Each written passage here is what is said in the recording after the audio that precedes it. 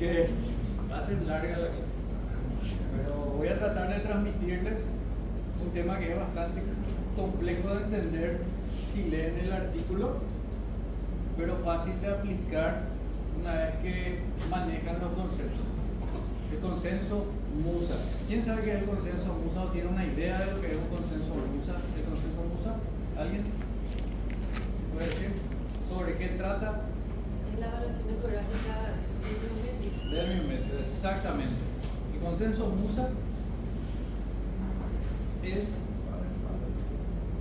un consenso desarrollado por un grupo de profesionales muy destacados, internacional, para la evaluación ecográfica de la morfología uterina.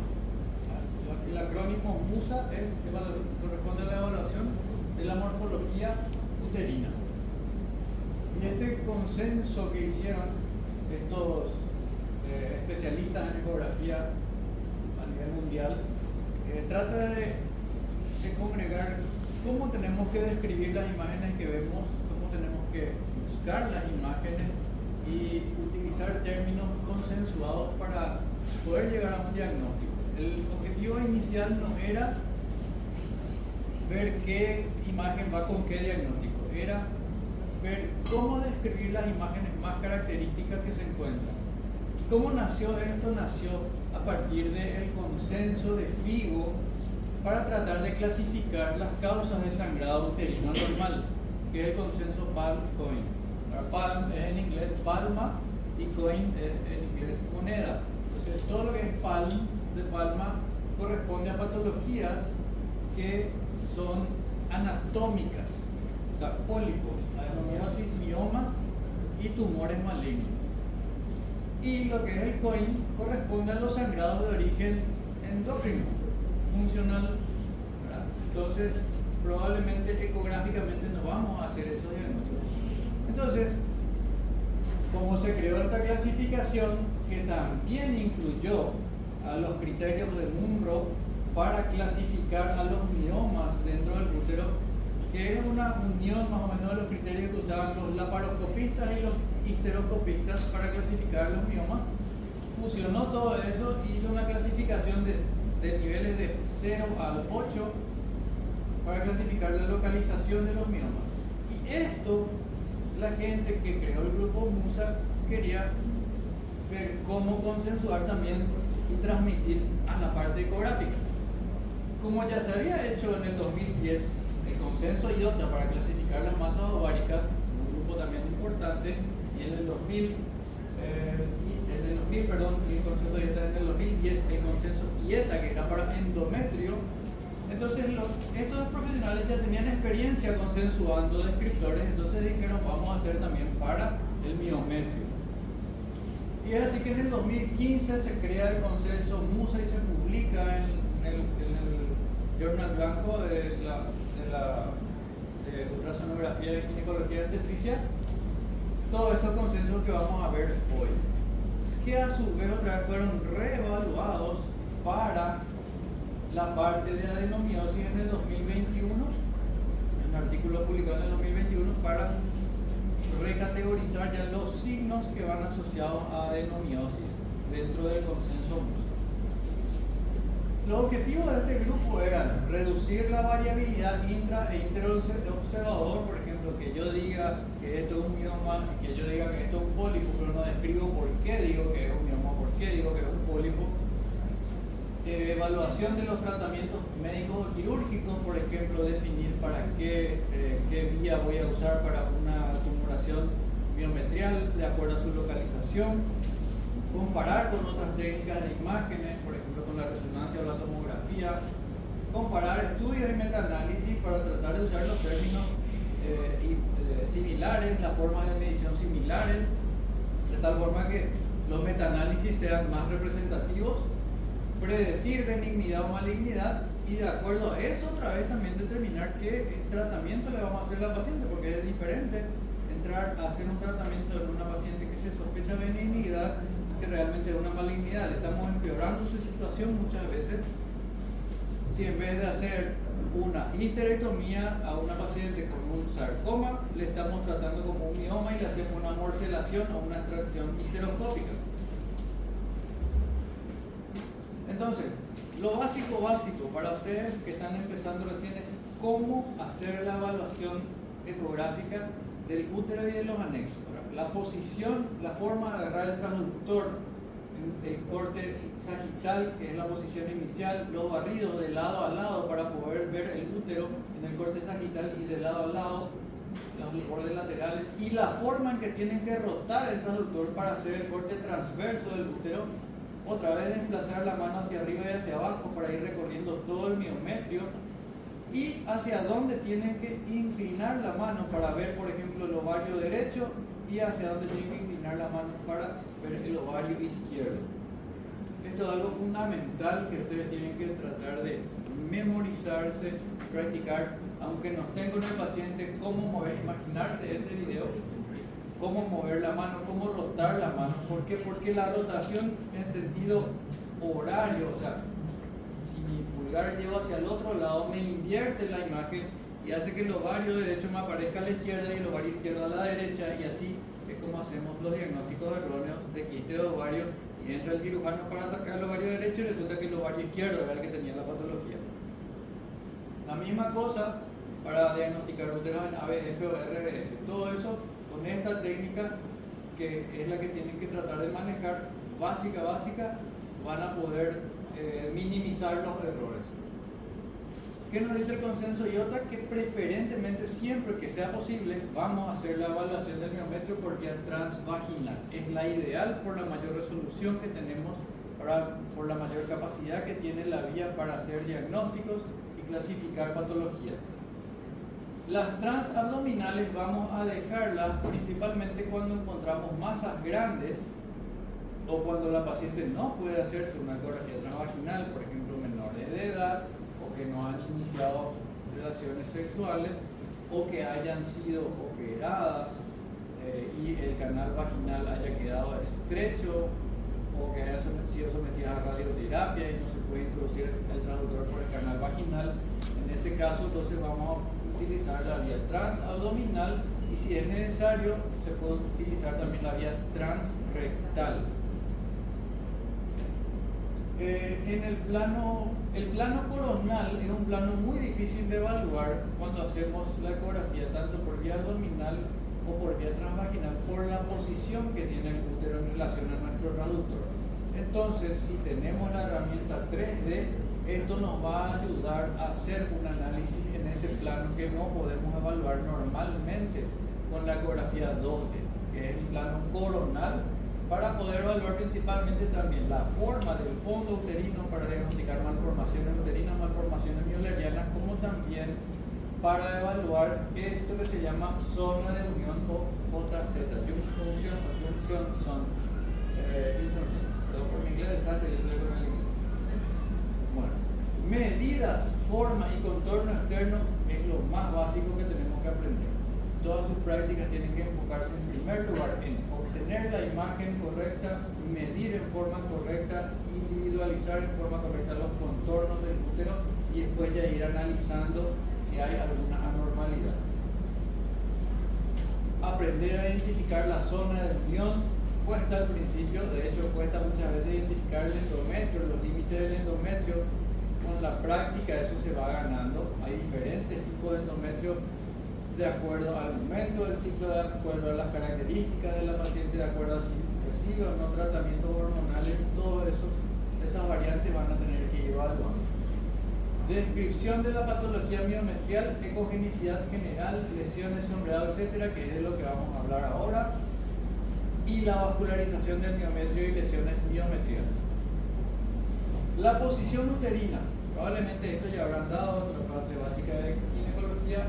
Siempre es bueno refrescar un poquito. Siempre ubiquen el transductor en la imagen, y una vez que van introduciendo el transductor en la vagina, ya tienen que tratar de identificar la uretra y la vejiga. Una vez que esos parámetros ustedes obtienen, van a buscar el cervix. Una vez que obtienen el cervix, tratan de colocarse en el fondo de saco anterior o en el fondo de saco posterior, dependiendo de la posición uterina y de lo que le permita al útero. Y la relación va a ser la siguiente: la vejiga acá en este lado, y si el fondo uterino está orientado hacia la vejiga, entonces vamos a estar frente a un útero en anteversoflexión. Si el fondo uterino está orientado en sentido contrario a la vejiga, o sea, hacia el recto, va a ser un útero en retroversoflexión.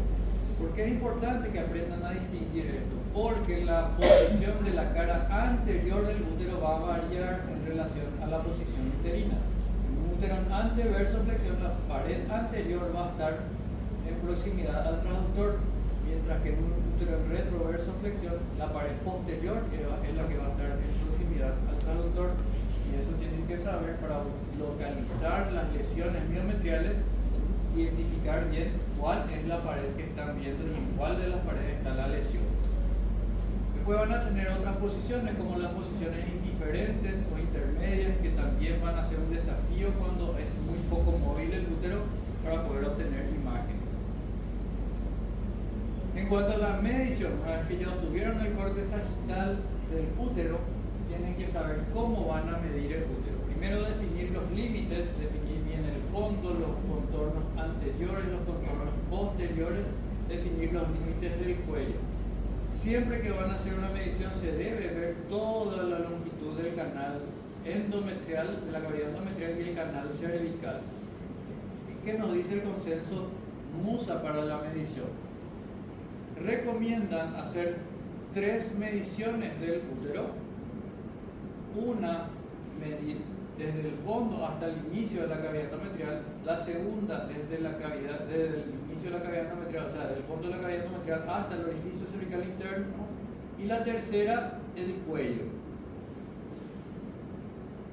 Nos dice también MUSA que esto generalmente ellos recomiendan para estudios de investigación, para centros de alta complejidad donde se hace docencia e investigación. Y nos dice que de rutina lo que sí o sí deberíamos hacer es por lo menos 2 mediciones. La medición desde el fondo uterino hasta el orificio cervical interno y la medición del cervix. ¿Por qué eso? Porque si nosotros vamos a informar el volumen uterino, no debemos incluir la longitud del cuello en el volumen uterino. Entonces, sí o sí debe ser solo cuerpo lo que vamos a medir para calcular volumen. Y estas medidas A y B, o la medida desde el punto A hasta donde termina el punto B, única, nos van a dar, van a ser factibles para nosotros usar para medir el volumen. Entonces, esta va a ser la fórmula, diámetros A, B, C, y va a ser la longitud total. La fórmula para volumen, todos los equipos traen ya fórmula para volumen, pero por ahí si ustedes tienen un equipo que no trae caliper, o sea, forma de medir volumen, esta es la fórmula. Para cualquier volumen, sea vejiga, ovario, incluso a veces se puede usar para próstata, ¿no? La próstata suele tener su propia fórmula para volumen, es diámetro 1, que sería la longitud del cuerpo, por diámetro 2, que sería el diámetro antero-posterior, y por diámetro 3, que sería el transverso, por 0.523. Eso nos va a dar el volumen uterino. Aproximadamente se considera hasta 100 centímetros cúbicos volumen límite. A partir de ahí hablamos de un útero aumentado de tamaño. Entonces, medida que vamos a usar sí o sí aprendiendo es desde el fondo hasta el OSI, antero-posterior, transverso, y desde el OSI hasta el orificio cervical externo, la longitud del cuello. Sumamos estas 3 medidas y vamos a tener la longitud total del útero. Como eso yo represento en mi informe ecográfico, generalmente pongo mi longitud A más B, que es el cuerpo, antero-posterior, transverso, y después pongo la longitud total. Y antes de eso le pongo cervix, tantos milímetros o centímetros, y después longitud total, y ahí le sumo todo el longitud más cervix, y esa es la longitud uterina. ¿Por qué es importante eso?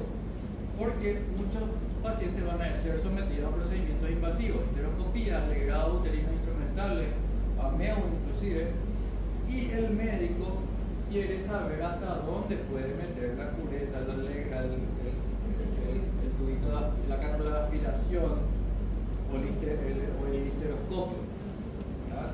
Para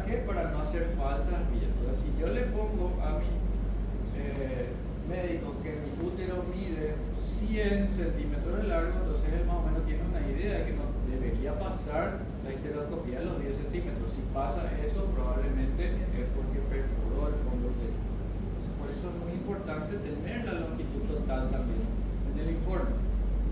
Entonces, esto es como yo mido habitualmente en mi práctica privada esas tres medidas: el fondo a OSI, cervix, anteroposterior y el transverso en otro corte, ¿verdad?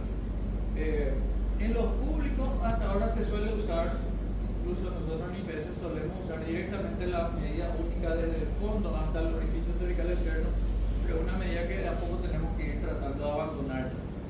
Como todos los consensos tardan por lo menos 10 a 20 años en que la mayoría adopte. Lo mismo pasa con la longitud caudal, lo mismo pasa con la translucencia, se van modificando los conceptos y eso genera confusión y tenemos que ir adaptándonos otra vez a las nuevas formas. Esta era la medición antiguamente que se hacía, desde el fondo hasta el orificio cervical externo. Se podía hacer también con un caliper curvo, una medición curva, pero lo correcto ya es utilizar estas, o las verdes o dividido en tres, que es más exacto otra vez. Ok, después de que ya hicimos toda nuestra medición, ya vimos si nuestro útero está no dentro del tamaño normal, vamos a evaluar los contornos de la serosa uterina. La serosa uterina es esta capa brillante, refogénica, que le rodea al útero, ¿verdad? Y eso tenemos que ver si es un contorno regular o si tiene alguna irregularidad o lobulación. Por ejemplo, en este caso, si hay una formación nodular que desplaza la serosa hacia afuera, entonces vamos a hablar del útero con unos contornos irregulares o lobulados. En este caso tenemos una imagen, acá ven la línea endometrial, la pared anterior del útero, la pared posterior. En la pared posterior tenemos una gran masa hipocogénica redondeada que deforma completamente la serosa. Entonces este es un contorno irregular, útero de contorno irregular, incluso tamaño aumentado. La misma cosa acá, vemos la cavidad endometrial, la pared anterior y el fondo se ve una formación nodular hipocogénica ligeramente inhomogénea que desplaza la serosa en sentido, digamos, externo, conformando unos contornos irregulares del útero. Y la simetría de la pared también tenemos que empezar a describir, porque es un signo muy importante que nos puede hacer orientar hacia el diagnóstico de la adenomiosis. No siempre va a ser adenomiosis porque la simetría puede estar también dada, asimetría puede estar dada por miomas, pero muchas veces si no vemos formaciones nodulares, la asimetría nos puede hacer llamar la atención a buscar signos de adenomiosis. Entonces vemos, la simetría corresponde a la distancia que hay desde el endometrio hasta el borde anterior y desde el endometrio hasta el borde posterior del útero. Tiene que ser una relación más o menos 1:1. En esta imagen se ve como la pared anterior es más pequeña que la pared posterior. Ya subjetivamente podemos discriminar que este útero es asimétrico. Acá también, un útero retroverso, acá está el cervix, este es el fondo uterino. La pared posterior es más delgada que la pared anterior. La pared anterior es más gruesa y se ve heterogénea la pared anterior. Entonces son úteros este es un útero asimétrico. La característica del miometrio, si es o no homogéneo o heterogéneo. Entonces para eso ya vamos a adentrarnos en lo que es la ecogenicidad miometrial. Vamos a ver si es o no uniforme, homogéneo, toda la ecogenicidad, si hay de repente áreas anecoicas, hipoecoicas o áreas más ecogénicas, si hay áreas que proyectan sombra o atenuación. Se ve también ya el contorno acá del endometrio irregulares. Entonces este es un útero homogéneo. Hay que tener cuidado con esto, que corresponde a la separación que hay entre la capa externa del útero y la capa media por parte de los vasos arcuatos. Esto no configura un útero heterogéneo, esto es un útero bastante uniforme en su ecogenicidad y es homogéneo, y estos son vasos sanguíneos, los vasos, arterias y venas arcuatas. Entonces esto es un útero homogéneo. Por otro lado, acá vemos un útero con miometrio heterogéneo debido a una formación ecogénica redondeada que proyecta una marcada sombra acústica posterior, entonces probablemente son calcificaciones, una formación nodular con calcificaciones, frecuentemente asociados a nódulos miomatosos de esta imagen de larga data. Aquí vemos otro miometrio con contornos irregulares. Esta es la posición francesa, la cual el ápice se coloca hacia abajo. Entonces siempre, si está hacia la vejiga el fondo, vamos a tener la cara anterior del útero hacia el ápice, hacia el productor. Y si está la vejiga en el sentido contrario, si el útero está en el sentido contrario a la vejiga, entonces vamos a tener la cara posterior hacia el ápice, para no confundirnos si es que de repente no pueden cambiar la configuración y se encuentran con un equipo que tiene el ápice hacia abajo. Le va a ser más difícil, pero se puede hacer también. Entonces, contornos irregulares. Ven acá las lobulaciones en la serosa. Acá se ve más o menos la línea endometrial. Se ve asimetría. La pared anterior es más delgada que la pared posterior, y en la pared posterior se ve el miometrio bastante heterogéneo, con áreas ecogénicas, con áreas también quísticas. No se ve límites de la lesión bien definidos. Podría o no ser un mioma esto, o una adenosis focalizada, o incluso otro tipo de lesión. Acá en cambio vemos endometrio, pared anterior, fondo, cervix, y vemos un miometrio asimétrico y un miometrio heterogéneo a expensas de una formación nodular que es más hipoecogénica que el miometrio circundante, bien redondeada, y es la imagen típica de un nódulo miomatoso intramural. Siempre nuestro patrón para definir hiperecogénico o hipoecogénico va a ser el miometrio de ginecología. Repasando las capas miometriales otra vez, como les había mencionado, los vasos arcuatos van a separar a la capa externa de la capa media del miometrio, y vamos a encontrar la capa interna, que es esta línea hipoecogénica que rodea a la cavidad endometrial.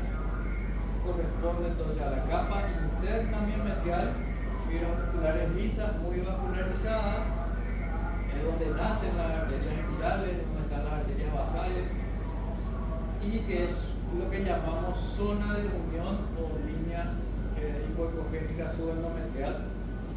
Y es sumamente importante esto para definir algunas lesiones. Entonces, capa externa, capa media y capa interna corresponde a eso.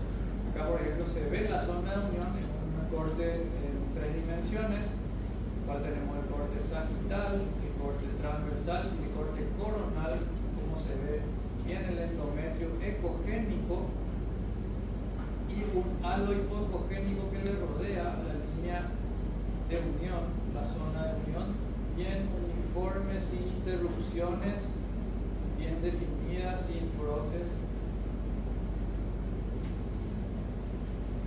Y las variantes que vamos a buscar en esa línea subendometrial.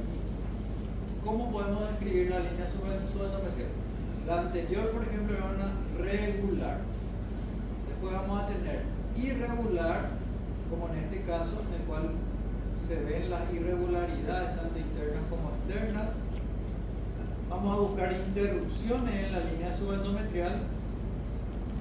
Vamos a ver también líneas subendometriales que no van a ser visibles o no van a ser evaluables.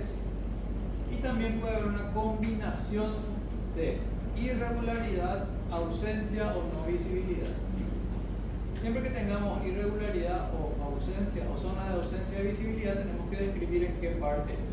Por ejemplo, si es en el fondo, si es en la cara anterior, si es en la cara posterior. Eso nos va a ayudar a buscar lesiones. Después al histeroscopista le va a ayudar a ir dirigido a esa zona. Las lesiones miometriales pueden ser bien definidas o pueden ser mal definidas. Nos dice el consenso Musa que debemos definir, o sea, tenemos que poner el número exacto de lesiones. Si tenemos 5 miomas, tenemos que poner los 5 miomas, tenemos que informar los 5 miomas, la localización de cada uno de esos miomas y el tamaño de cada uno de esos miomas, o quistes, o puntos ecogénicos, o lagunas ecogénicas. Lo que sea, hay que describir todo. En la práctica diaria no se suele hacer, lo que se suele hacer es describir las lesiones más significativas, por ejemplo las que están relacionadas al endometrio, las que tienen mayor tamaño, pero lo ideal es que hagamos esta práctica nosotros, más todavía que estamos en formación, describir cada uno de los miomas, su localización y su tamaño. Nuevamente, recordar, pared anterior, pared posterior, fondo, y en el corte transversal, la zona central, el borde derecho y el borde izquierdo en relación a la posición de nuestro transductor. La descripción del sitio, según los criterios de Monro,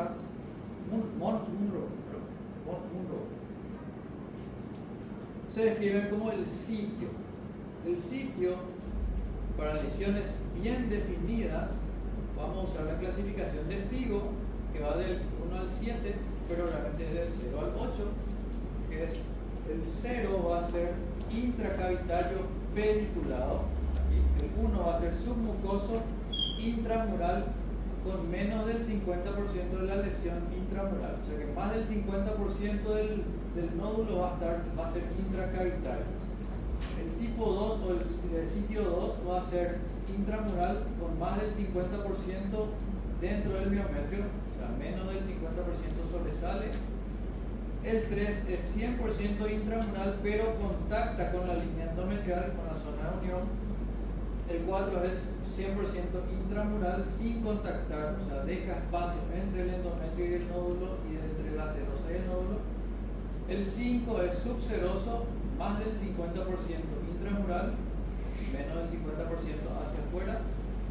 El 6 subseroso, menos del 50% intramural, más del 50% externo.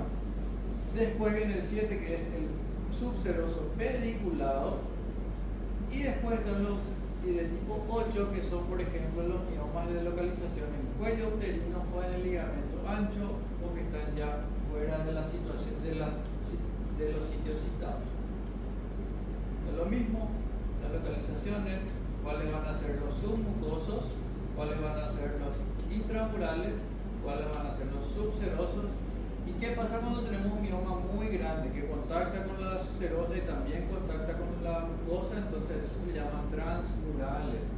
Se les pone como descripción, por ejemplo, 2, 5. Los 2 es que sobresale en la cavidad endometrial y 5 es que sobresale hacia la serosa. Puede ser de repente 3, 5, puede ser también 3, 6. ¿Qué me dice un 6? Que más de la mitad está afuera, pero el 3 me está diciendo que igual llega también hasta el endometrio.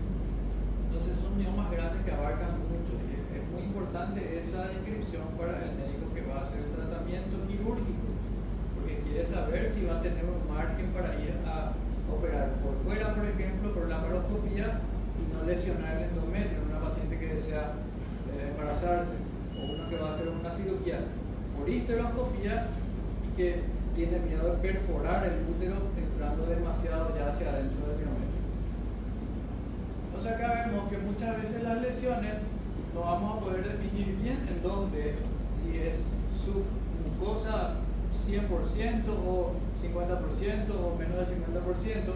Entonces de repente podemos ayudarnos también de ciertos métodos como la histerosonografía, en la cual lo que se hace es inyectar suero fisiológico, suero glucosado dentro de la cavidad endometrial, la misma técnica que se hace para hacer una histeroscopía. Y le hacemos la ecografía al mismo tiempo, porque una sondita se le canaliza en el canal cervical y se introduce el suero en la cavidad, y eso nos da una distensión del endometrio que está, de la línea endometrial que está alrededor de la lesión, y nos caracteriza bien si es tipo 0, tipo 1, tipo 2. En cuanto a las lesiones miometriales también, nos dice el consenso de Figo que tenemos de Musa que debemos hacer 3 mediciones de las lesiones. Eso significa que deberíamos agarrar cada mioma y hacerle 2 cortes, uno en corte sagital y el otro en corte transversal, como hacemos en la evaluación de volumen ovárico, y le hacemos las 3 medidas y otra vez calculamos por 0.523. Esto debe ser en milímetros para poder hacer el cálculo. E informar Dice que no hace falta informar el volumen, pero sí hay que hacer las tres medidas e informar las tres medidas. En la práctica no veo que casi nadie haga esto de medir volumen, entonces tenemos también que tratar de ir introduciendo. Lleva tiempo y muchas veces estamos en apuros, pero si vamos a hacer bien las cosas tenemos que tratar de utilizar los conceptos.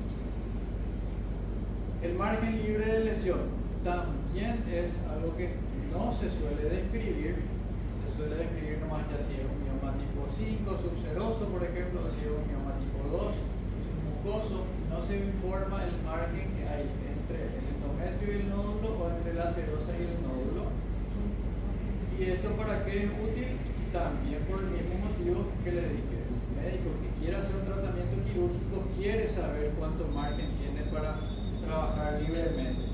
Esto es un motivo frecuente de que los pacientes tengan que volver a repetirse la ecografía porque el médico pone evaluar margen libre de lesión y no se le informa, entonces le manda con otro ecografista para ver si él tiene más suerte con esto, o le manda ya con uno con el que conoce y que sabe que trabaja y le dice, che, me dime un poco cuánto tengo de margen para poder operarle a esta paciente, a ver si entro o no entro por histeroscopia. Entonces es la distancia mínima que hay entre endometrio y el borde de la lesión, o la distancia mínima entre la serosa y el borde de la lesión. Por ejemplo, aquí tenemos una lesión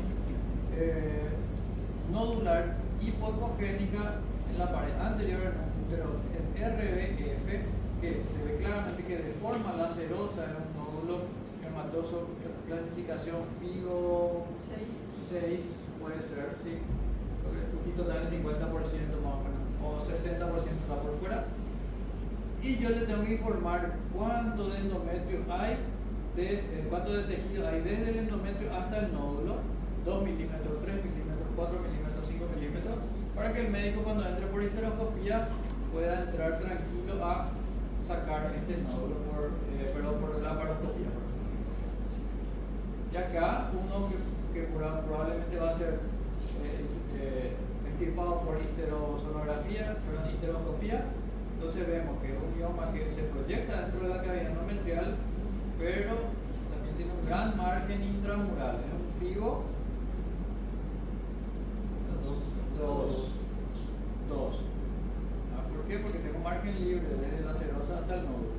Entonces tengo que medir este margen libre desde la serosa hasta el nódulo para que el que entra a hacer la histeroscopía sepa cuánto tiene de tejido todavía para no perforar el útero.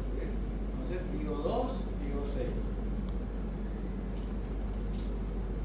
Después vamos a tener también lesiones miometriales que no van a ser bien definidas, van a ser mal definidas porque los límites de repente no van a ser claros, van a ser difusos.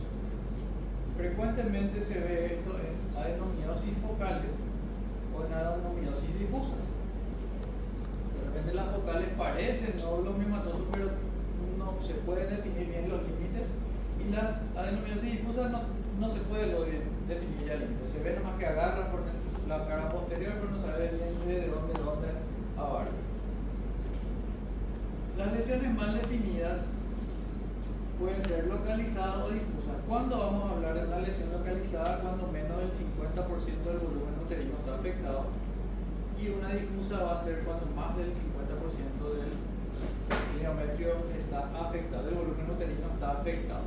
La penetración de la lesión vamos a calcular midiendo el espesor aproximado de la lesión en relación con el espesor de la pared miometrial. Es más o menos como ese margen libre también el cálculo. Entonces tenemos una lesión acá que no es bien definida, que desplaza la serosa, hay una asimetría en la pared anterior es más gruesa que la pared posterior, se ve el endometrio, no se ve bien si llega o no hasta el endometrio. Se nota que empuja la serosa, pero no sabemos bien si llega o no a la serosa la lesión. Tampoco se ven los límites inferiores, acá parece que acá termina.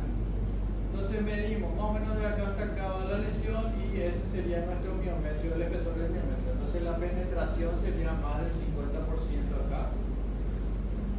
Y digamos que hacemos el cálculo de volumen de esta lesión y nos sale que es más de la mitad del volumen del útero, entonces vamos a decir que es difusa, o si es menos de la mitad del volumen del útero, vamos a decir que es localizada.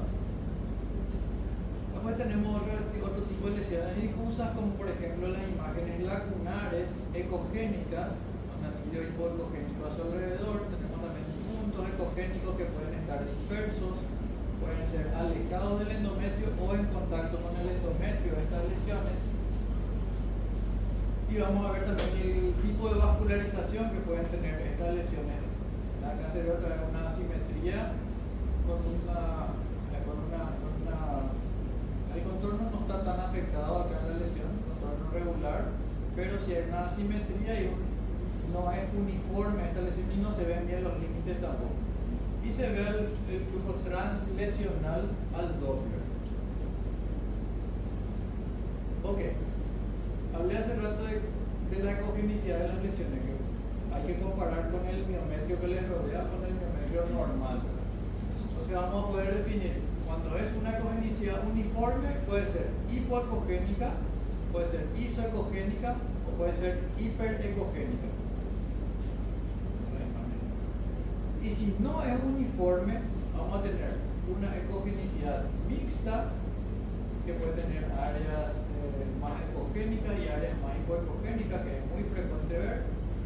Vamos a poder ver también áreas ecogénicas que proyectan sombra por calcificaciones, y vamos a poder ver también áreas quísticas, y esto va a ser patrón no uniforme. Entonces, el nódulo o la lesión que ustedes van a describir, van a poner otra vez si su ecogenicidad es hipoecogénica uniforme o isoecogénica uniforme o hiperecogénica uniforme, o si es mixta no uniforme, afecta a áreas ecogénicas dispersas, afecta de calcificaciones o afecta a áreas quísticas en su interior.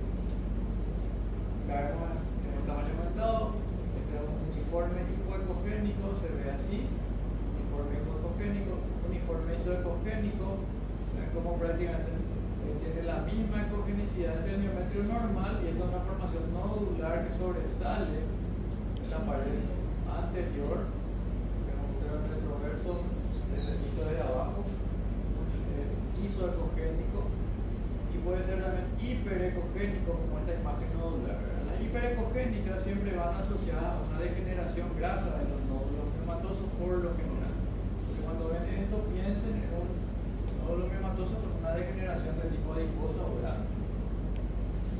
Las no uniformes con ecogenicidad mixta, no uniformes con áreas ecogénicas y áreas que proyectan sombra con calcificaciones, no uniforme con áreas quísticas. Generalmente se ve o suele verse en lesiones malignas esto o en miomas con degeneración.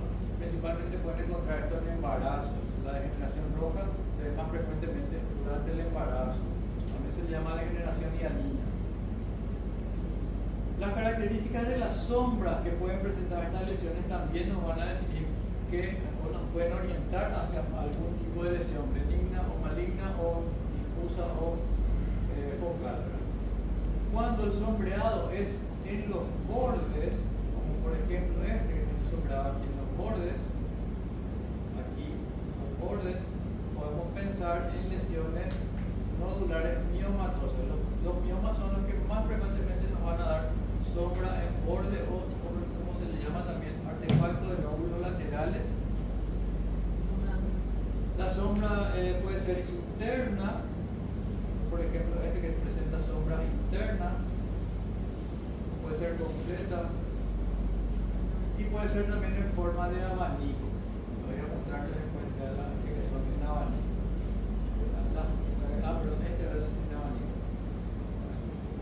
Acá tenemos por ejemplo este nódulo que habíamos visto en la imagen anterior, como hace unas sombras laterales, característica de los nódulos miomatosos.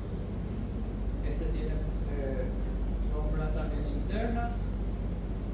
Esto tiene calcificaciones con una marcada sombra posterior. Acá vemos áreas difusas de sombra, después áreas quísticas.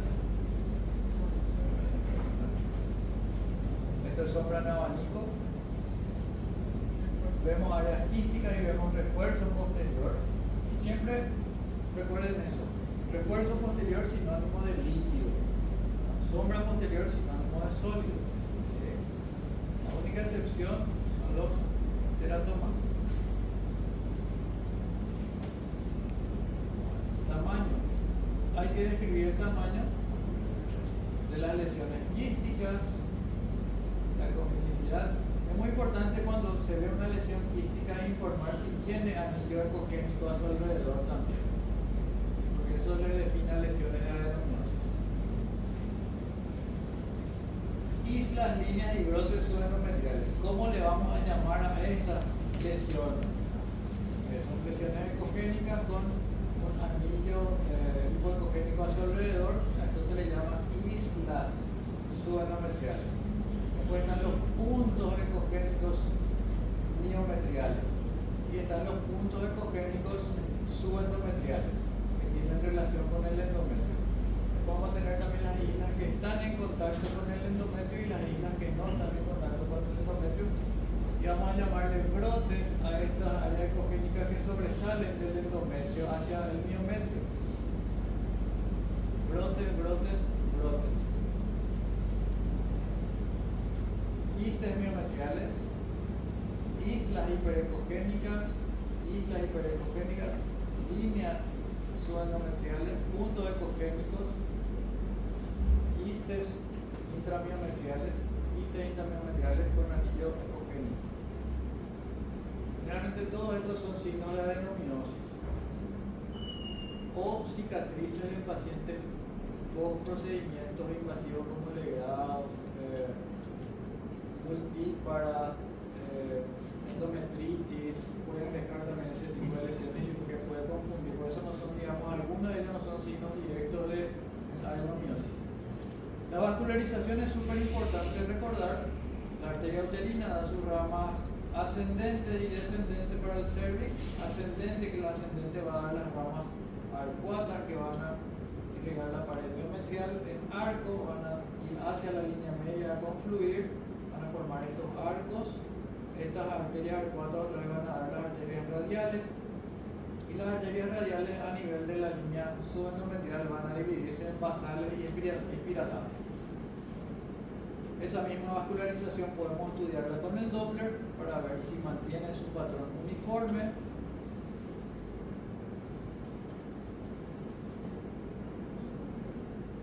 Para ver si mantiene su patrón uniforme, tenemos que ver si es uniforme o no uniforme.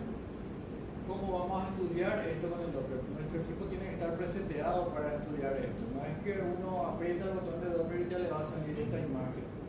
El estudio de los vasos y las lesiones ginecológicas debe hacerse con un buen preseteado del Doppler. ¿Qué implica un buen preseteado? El PRF se debe ajustar entre 3 y 9 centímetros por segundo, o entre 0,3 y 0,9 kHz. Ahí vamos a tener señal al Doppler. Si nuestro PRF está por encima de 1, probablemente no vamos a ver estos vasos. Vamos a ver lesiones que nos van a aparecer como avasculares, cuando realmente son vascularizadas. Entonces, la ganancia y el PRF son fundamentales. Y el consenso Musa nos dice también que el Power Doppler es superior otra vez al Doppler color.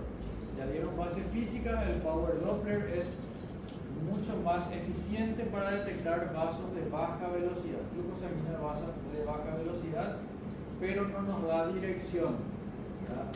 Algo que ya tengan las nuevas máquinas que ya traen el Doppler de potencia direccionado.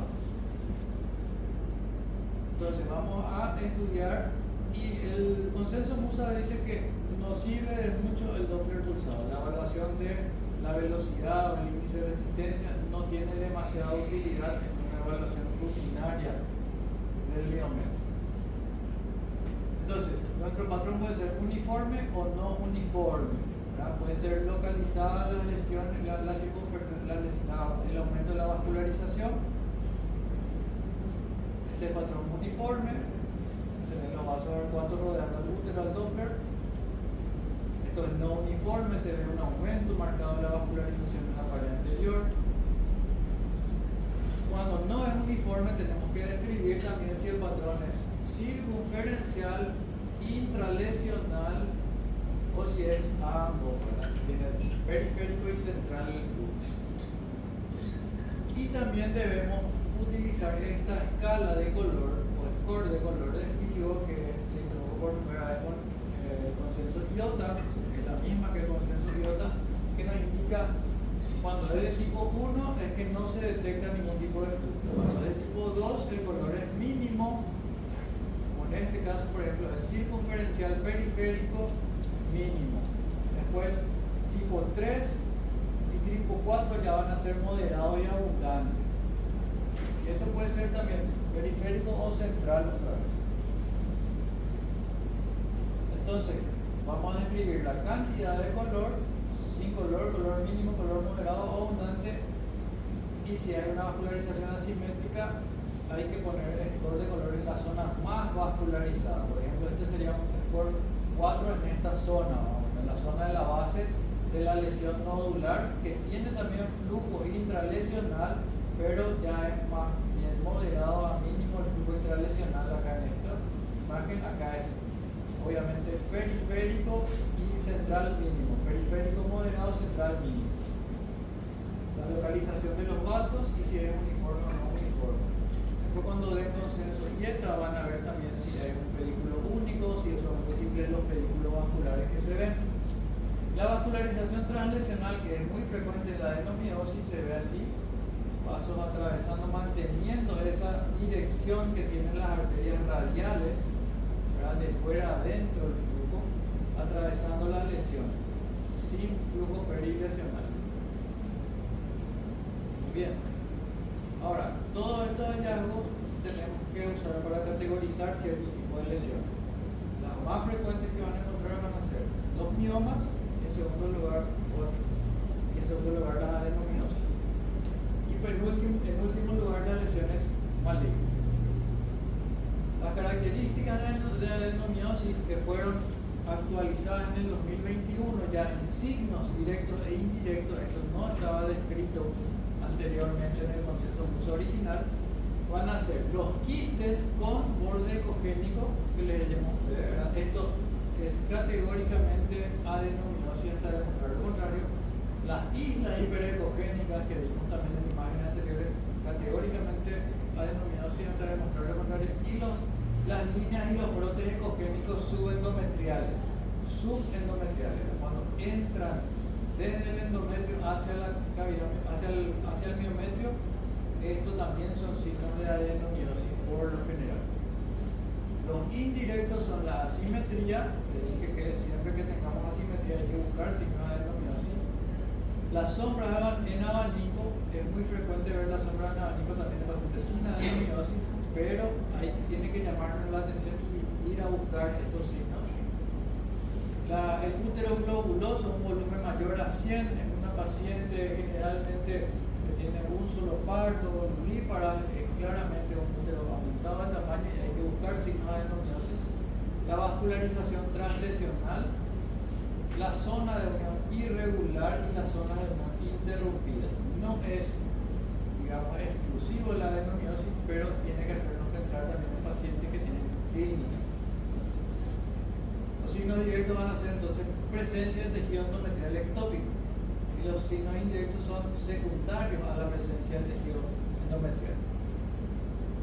En ausencia de alteraciones intramiometriales, la presencia de signos no son concluyentes para el diagnóstico. Esto no es concluyente, esto sí. Esta clasificación anterior se ve acá quistes subendometrial, se ven islotes intramiometriales, ecogénicos intramiometriales y subendometriales, sombras de abanico con áreas quísticas y intercaladas con áreas ecogénicas. Las características geográficas consideradas típicas de los miomas. Los miomas también tienen sus características típicas y no siempre van a ser nódulos hipoecogénicos bien definidos. Vamos a encontrar nódulos de repente lobulados, vamos a encontrar como el primer nódulo que les mostré, calcificado con una importante sombra. Vamos a encontrar con las sombras de bordes laterales si es característico. Vamos a encontrar nódulos que tienen ecogenicidad mixta, a veces van a tener calcificaciones internas con sombras detrás de las calcificaciones. La vascularización clásica es la circunferencial, pero también podemos tener a veces vascularizaciones internas escasas. Cuando debe llamarnos la la atención es cuando ya una vascularización aumentada.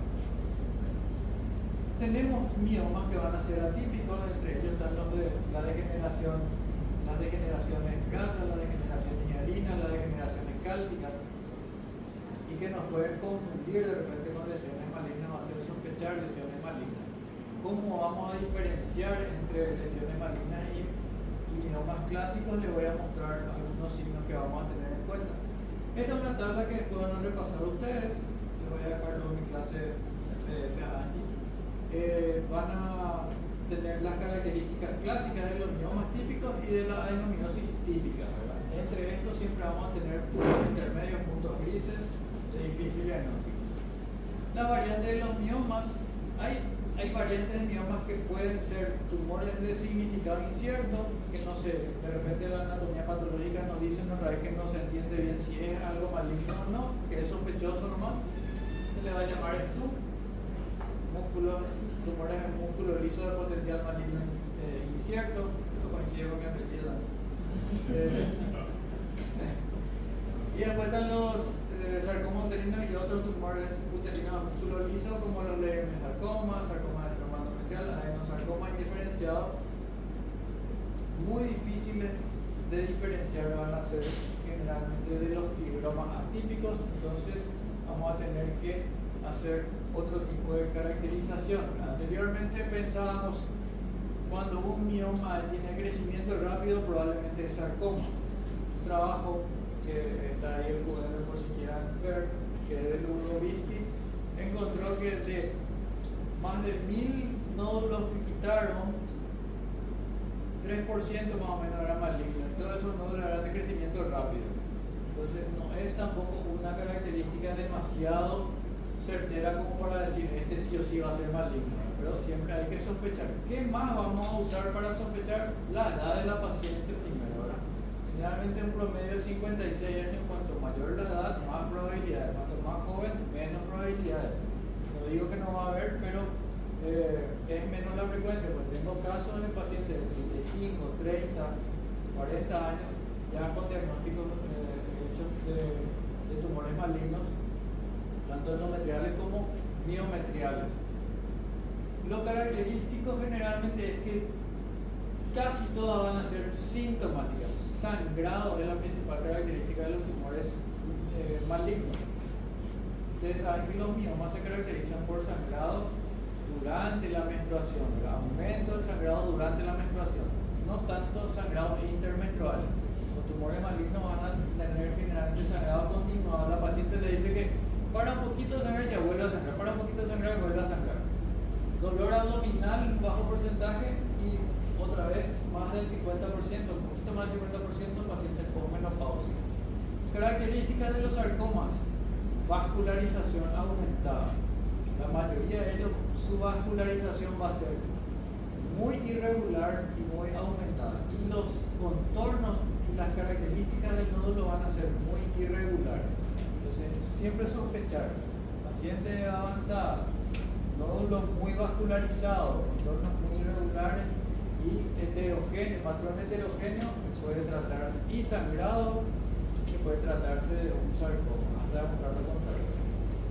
Otra cosa que hay que diferenciar dentro de las patologías miometriales es lo que se llama actualmente miometrio con aumento de la vascularización o aumento de la vascularización focal miometrial. Generalmente se va a ver en dos patologías: una, restos ovulares, y dos, malformaciones arteriovenosas. ¿Cómo diferenciar entre estas? Antecedentes principalmente, y después cuando hacemos la evaluación, la característica de la lesión de los restos ovulares va a ser que, aparte del antecedente de su parto anterior o de su legrado anterior o de su pérdida de embarazo anterior, va a ser que van a persistir imágenes sugestivas de restos dentro de la cavidad endometrial. A diferencia de las malformaciones arteriovenosas, que generalmente el endometrio vamos a ver limpio, sin nada, y bien definidos sus límites, y dentro del miometrio este tipo de vascularización muy marcada, con un arbolito de Navidad súper adornado. Y la baja resistencia sí en estos casos puede ayudar. muy baja la resistencia cuando hay este tipo de malformación. El tratamiento, si son restos oculares, legrado idealmente bajo pantalla, porque pueden sangrar mucho. Si el miometría no se contrae bien, se pueden sangrar mucho, pero generalmente se controla o con compresión externa o con introducción de un balón y insuflación para distender la cavidad. Métodos auxiliares cuando hay dudas.